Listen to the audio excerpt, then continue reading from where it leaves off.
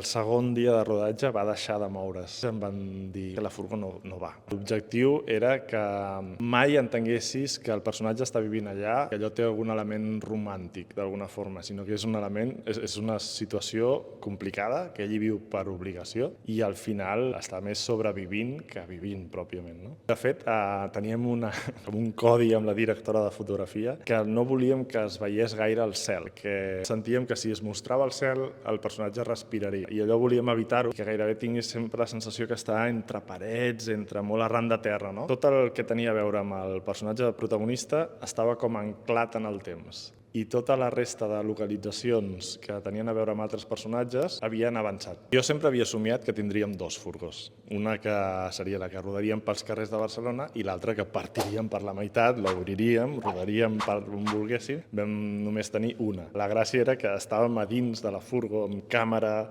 l'actor, el sonidista i havíem de fer una cua per demanar tanda per entrar. Jo inclús vaig arribar a dirigir el Pol per una finestreta, no? Com en plan de Pol, recorda que aquesta escena no sé què, tal.